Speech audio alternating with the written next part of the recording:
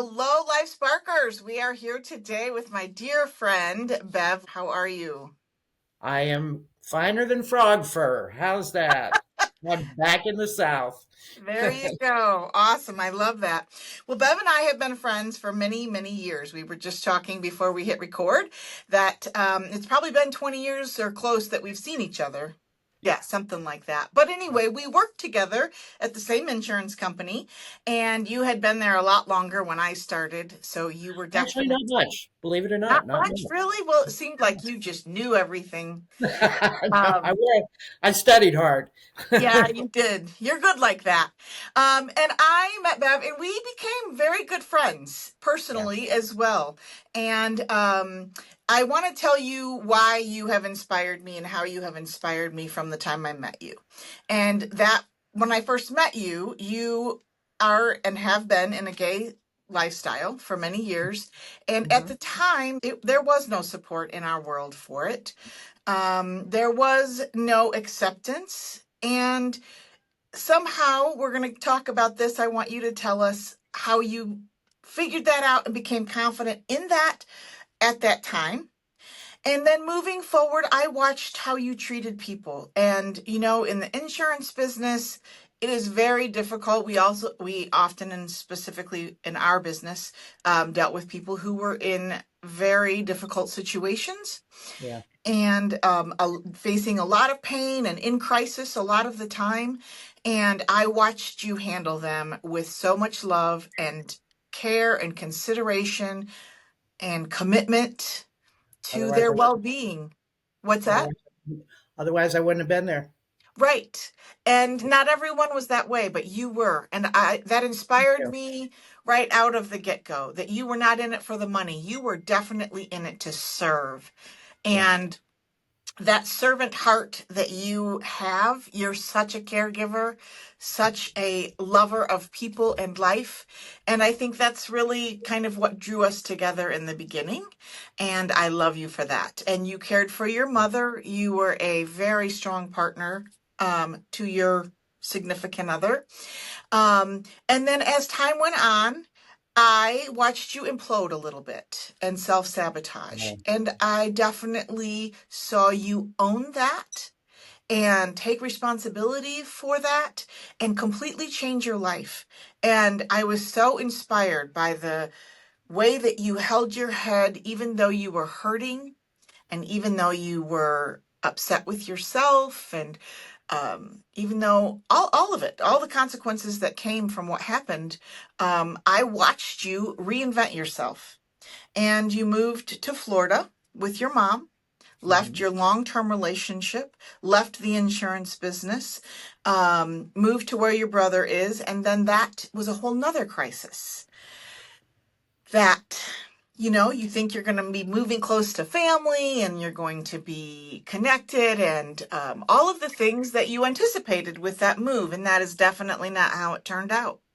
Yeah. And I also, over the years, have watched you navigate that process. And to the point that here we are today, and you are still smiling, you are still laughing, you are still connecting with people all around you.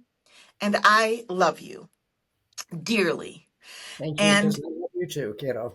I you love have inspired me in so many ways. And so I want for you to share with the world how you got to be that person, how you navigated all these years that I've watched you be an you. inspiration to me. And so tell us your story. Tell us what matters to you, how you get through it all, how you rise up again from your perspective. Well, I spent a lot of years as a not very nice person. I have to say that up front. Um, and then I had to Why? take. Were you angry? I was angry about a lot of things. I was abused as a child. A lot of alcoholism in my family. Um, didn't like me. I didn't like me. A lot of expectations that I did not want to stand up to. Mhm. Um, and finally, I had to. My mother. got me reading some books. You know my mother, God love I her. do. God love her. And I had to reinvent me. And I had to throw off all of that negative. I had to throw out the negative people and things around me and learn to have faith. And whew, Huh. that's the biggest thing. Learn to have faith, learn to have gratitude. And gratitude is very, very big to me. Um, I cannot say a prayer without beginning with thank you. And I do that frequently, frequently. Um, when I lose the faith in me, I have to go out to the sky and the trees and God and bring it back in and convince myself that I'm okay again. And it's a constant wave up and down. Yep. It's never a plateau. I guess the other way to put it is the pendulum. The pendulum is going up and down, and you've got to get it centered Mhm. between euphoria and despair. Is where I look at it, and trying to stay centered is it's not easy. Nope. It's not easy at all, No. and I tend to collect people and things that sometimes aren't very good for me, Mhm. but yet I'm trying. And then I have to go, no, no, this is not going to help me grow too. And as Mhm. much as I always want to try and help other people, I go overboard and I damage me in the interim. And so I have to watch myself with that. My How whole do life. you know? How do what tells you that you've gone too far with that and that you need to pull back? Something this lovely young woman said to me in a seminar one time. Listen to your gut. Listen to your stomach. And when you said that day in that meeting we were having, I'm like, what in the world is she talking about? The Yeah, just truth lies in the anticipation. yes. And when I continue that, it guides me. It guides me, and I can be having the most marvelous time with people or persons, and all of a sudden, something hits my gut, and it's like, I'm done. Yep. I'm done, and I have to move on. And I'll cut you right off. Yep. I'll cut you right off. I can try to ease you out, but I don't have to do that either. Yep. You know, that's pretty much it, kid. That's You know, fascinating. I mean, it really is that simple. I think what I have learned in my life is that we overcomplicate so much of interpersonal relations and all that kind of stuff. And really, mhm, as we've discussed many times over the years, that the truth about it all always lies in that anticipation. You're either looking forward to it or you're not. And when you exactly. start when you start listening to that, boy, your whole life will change, and it's It amazing. does. It does, and it's drastic. It is. When you start hearing it, and it goes on Yeah. every single It's day. about everything. It's not just a moment in time. It is every day. And Yes. if you can listen to that and you go, no, I don't want that. I don't want that. I don't want to be with those people. I don't like the atmosphere of that place. I don't like the circumstance. Right. Have have the courage and self dignity to stop. Yes. So tell Yeah. me a little bit about how you navigate life as such a caregiver because you are so loving and you tend to be, as you said, over, you go overboard because you love people so much.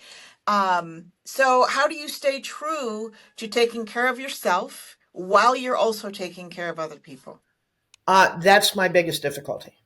That's my very biggest difficulty because I will go way overboard in making things better for you or right for you or pushing the bad things out of your life. And then at the same time, I'm neglecting me. and it's affected my health at times, my mental being, my emotions go crazy. And when I finally get the wherewithal to become self-aware again, Mhm. because that's my problem. I don't stick in the self-aware. I'm 99.9% in your awareness, but not in mine. And once Mhm. I have that moment, it's like, whoa, okay, back off, Yeah. become yourself again, and take care of yourself. And it's like I said, it's affected my health at times. I've ended up in the ER with AFib Yeah. because I was doing too much for others and not taking care of me. Mhm. Yeah. Well, that is a lesson that I think we keep learning. And one of the things that I really talk a lot about on LifeSpark is none of us ever arrive, and perfection is a myth. Like, it's a It's constant. all a journey. There's no It destination. is. It Yeah. is. And it's who you have around you. I know when we were talking about this, you mentioned a good friend that kind of is a true north person for you, that is going to speak truth into you, but also love and support into you, that you can, trust her advice and her friendship and her intentions for you. Yeah. And, having people like that and you know them, you know it when you meet them, which I think, you and I have that. Yes, that's how you and I were. And I Yes. know who you're talking about. I met her last August up in Pennsylvania, and Mhm. it was like a whirlwind friendship developing, Yes. where everybody else just had to get out of our way. And like you said, I trust her advice. I actually spoke to her the other night about doing this, and she was like, okay, Bev, make sure you're ready, but yes, so, Yeah. Well, and people like that are few and far between, yes. you know, Yes. so And know it when you when you, find them, value them. yes. Yes. Very much so. Very, very Yeah. much so. So tell us what it has been like to navigate uh, your lifestyle, your choices, your sense of self. I don't think you chose to be gay. I think you are, and we're born that way, myself personally, but you tell us. Well, I can't say I was born gay or straight. It's individual people, Yeah. but I've always drifted towards women Hmm. more than men. But Hmm. I've cared about both and Right. been, you know, um, being in the gay world back in the early '70s was hard, Hmm. hard. Nobody wanted to hear it. Nobody wanted to talk about it. But yet there was a radicalism that was coming out of the gay community that I was dancing on the edges of, and went, no, I need to be me, but I don't need to be radical, you know? Hmm.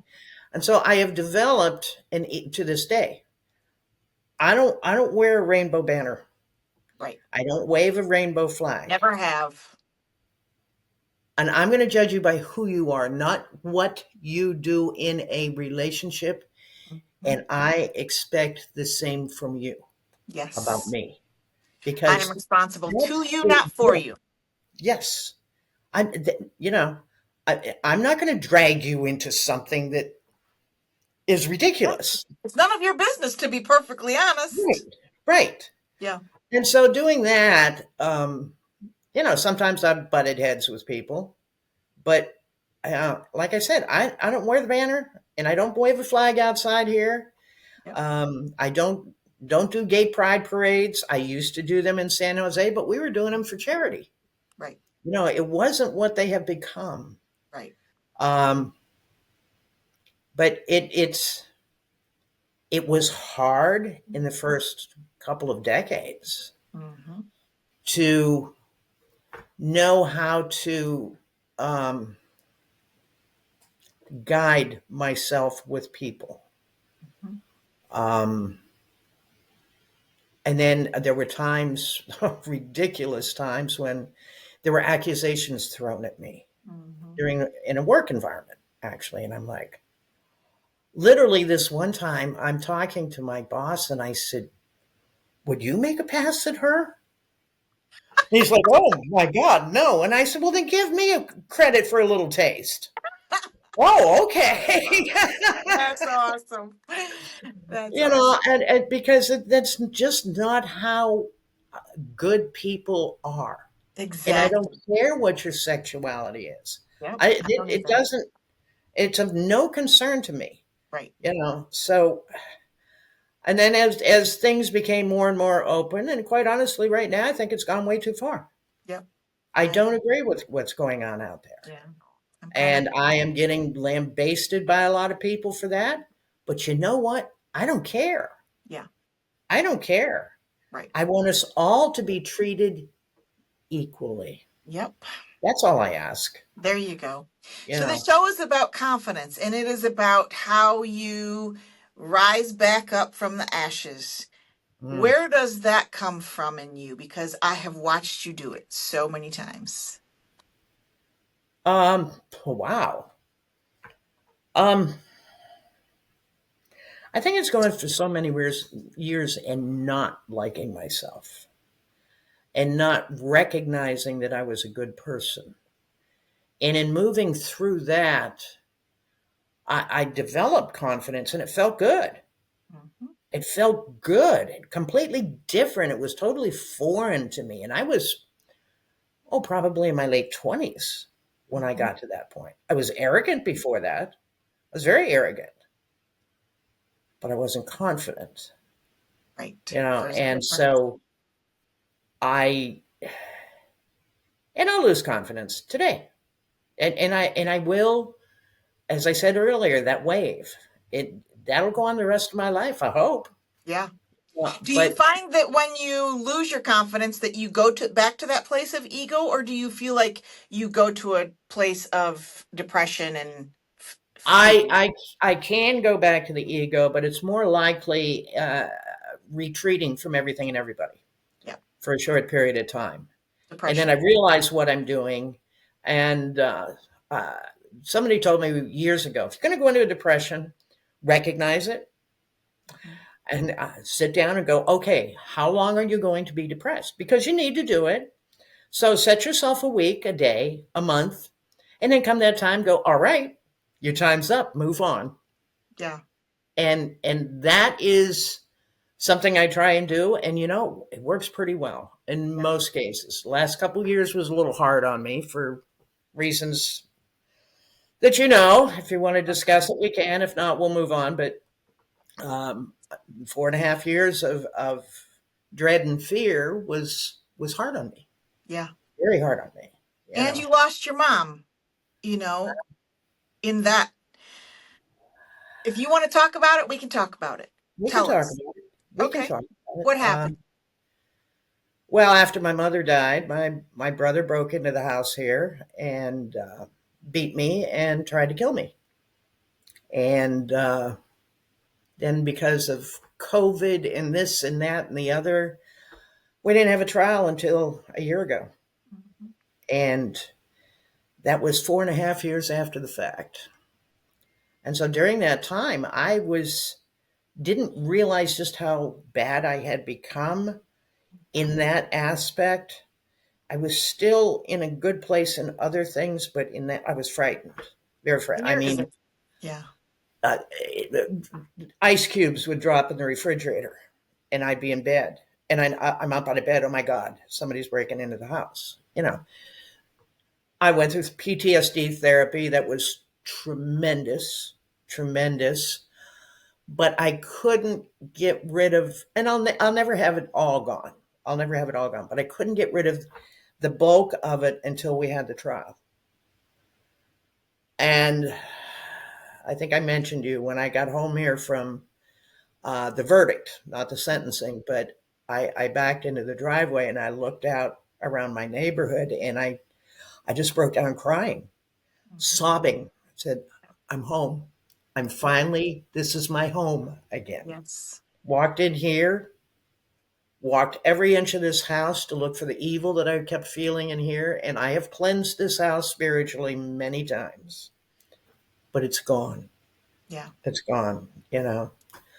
And just many other, I started realizing over the next couple of days the differences in me and my actions and reactions that I didn't know I had gone that far to that side. Yeah. And other people commented about Yeah. it, you know. Fear is so powerful. I mean, fear is like a monster of its Yeah. own right, and it can literally put you in such bondage that Yeah. seeing clearly, um, especially if you feel out of control or, Yeah. you know, You feel safe. helpless. Yes, your It's safety it's is. it's horrible when you feel helpless. Yes. Yes. And Yeah. I think for those of us who had childhood abuse, I think it definitely is another trigger that Yeah. comes with, never knowing when the next one's going to happen.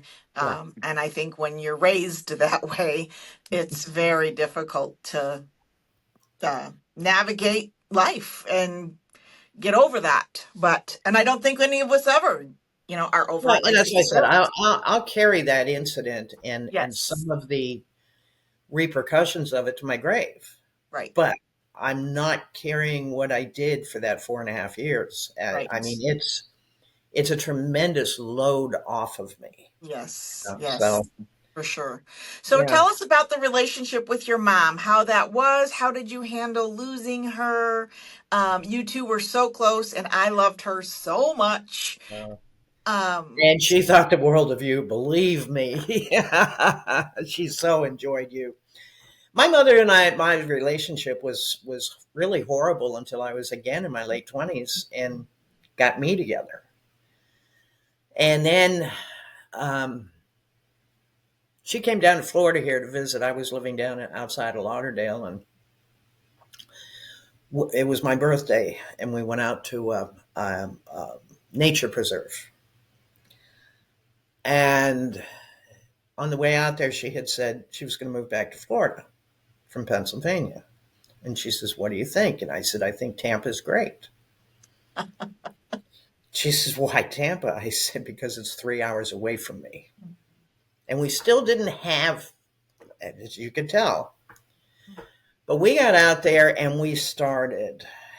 And we literally got into a shouting, screaming match in this preserve, both of us bringing out the things mhm. to the point that a park ranger came by and was scooting people away because somehow he knew that this needed to happen. And God bless that man, you know. And we let it all out. We let it all out. And then at some point during that, we each started listening to the other instead of just expressing our own. And after that day, my mother and I became friends and then became mother and daughter again. So I had a dear, dear, dear friend who was also my mother, Mhm. but it was something that we developed together. Yes. And so that she became a rock, an anchor in my life, and I in hers. Yes. And her last 17 years was with me to some degree, either up in Oregon on my property or in Texas for a year and then here for 8 years. And I feel blessed that I was able to take care of her through her last difficult times Mhm. and be right here in this house and hold her hand as she passed on. Yeah. Conflict is such an important part of a foundation of a relationship. And Mm-hmm. without, clearing the air and actually going through that process, a lot of people don't realize and they think, oh, well, we'll just forget about it or let it, but it festers. And Yeah. so, yeah, kudos to you for getting it out because as hard as it is, it's I encourage people to write it down sometimes just because it's, easier or whatever. But Well, so yeah. that's funny because I believe that day that's pretty much how it started. My mother goes, "Well, if you're that angry, you need to write all this stuff down and dig a hole and put it in there and bury it or burn it." And I'm like, "Well, let me just tell you." Because that's you. And I love you for that. Yes.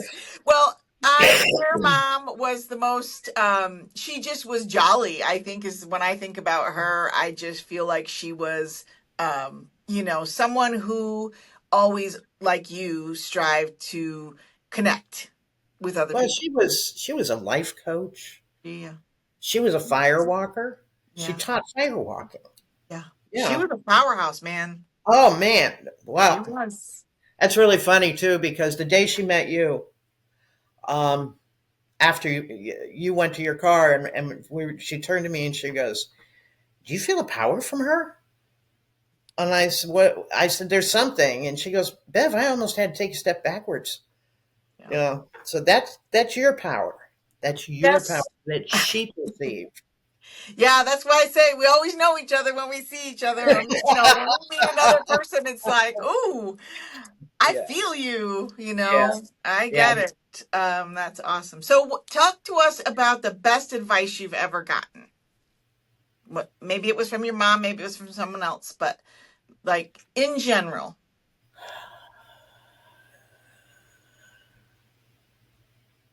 It was from numerous people, and it was always a repetition. Learn to take care of yourself. Hmm. Learn to take care of yourself, which I didn't Yeah. for a long time. And how do you do And that now? um, by stopping and understanding and thinking about what I'm doing and what I'm going through, I think the biggest step was many years ago. I started at night before I went to bed, analyze my day and find three good things that happened that day, regardless Gratitude. of how bad that day was. Three good things. Even the night I came home from the ER, Hmm. and I couldn't come in here because it was a crime scene. But I'm down at my neighbor's, and I'm in the bed and I'm crying, and I said, "Stop it!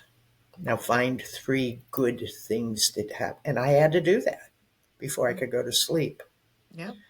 and it helped me. Another step is when you don't understand gratitude. If I can share this, Yes. when you get out of bed in the morning, for every step, just say thank you, thank you, thank Yep. you. You may not even know why you're saying it, but pretty soon those things will come in. Mhm. And then you start feeling the gratitude, Mhm. not saying it. So those are a couple of things that I use in my life, and I'll still do the steps if I'm not feeling that I should be grateful or that Yeah. I'm not grateful enough. You Right. know, Yeah. and the three things before you go to sleep. Yeah. It settles your body, your soul, and your mind. Hmm. I So love that. And I think, we've already talked a lot about this, but the whole being responsible to other people to be the best that we can be individually, and not for them. So even though you're a caregiver, and even though I'm also a caregiver, unless they, for whatever reason, are a minor or whatever, but in general, it's the best thing you can do is to be the best example you can be of self-care and of gratitude and of love and of grace and acceptance, so yeah. kudos to you for all of that. So Well, I who preach that to other people too. When I'm watching people, yes. just there's a couple behind me here. She's just running herself into the ground, and I'm like, Mary, how can you take care of Bob Yeah. if you don't take care of yourself? So she's learning that. She's learning that, and it's And wonderful to see. I that's got a awesome. I got a light right in my face, don't I? Yes. the sun's the sun's moving over here. That Is that means the better? sun is shining there because it is not shining here. Tell us about who you are a hero to now at this point in your life. I saw that on your pamphlet, and I don't know. Me. Okay. I Thank mean, you. yeah, I But told you the other day when we were talking, and this is the thing, back to the truth about someone, and when you're, the truth about anybody in any relationship lies in that anticipation. Every time I think about seeing you or hearing your voice, or I see you comment on one of my posts on Facebook or something, I smile. it makes me smile when I think of you. And so there's a lot of truth in that gut reaction that I have, which is, oh, it's Bev.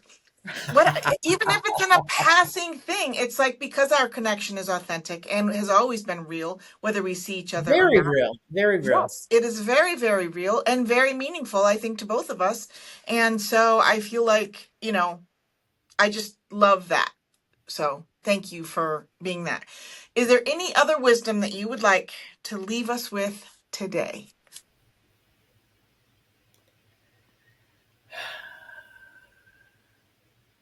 When you're going through your issues, think about them, analyze them, and then give them to God and let it go. And you do that without going to church. Yes. Me Yes. I too. haven't been in a church in many, many years, Hmm. but we have a supreme being, and the presence is here. I can feel it right now.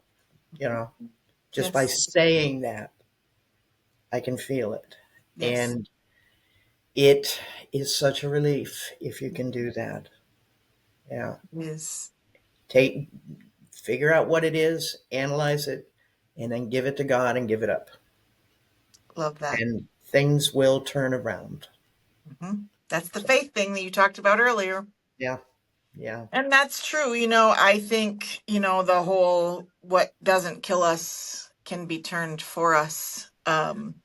And I think that was the first that I started changing when I was a teenager. I was 17, and I can't tell you what happened.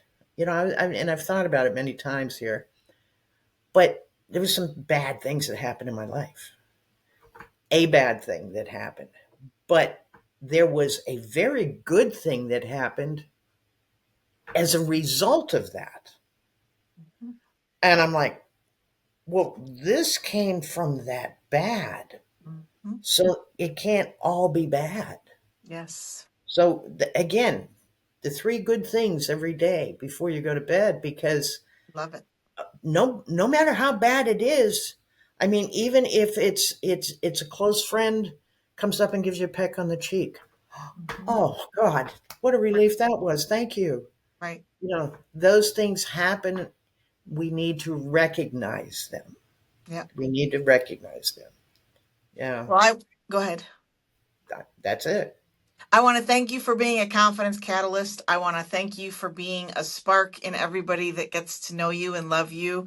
I want to thank you for your time today and for your honesty and for being you and for being in my life. I love you I love and you I too, and cherish thank you you. for thinking of me. And this was good. This was Yes. good, my dear. Yes. I wish you much, much, much wellness and success. Thank you. Well, I'm pretty sure we'll have you on again sometime. So for You now, think so, huh? yeah, I do. So for now, I'm going to let you go. We are definitely at time, and I just want to thank you and just rock on. Keep on rocking on and being grateful. God bless you, dear. You too. You take care. Bye now. Bye bye.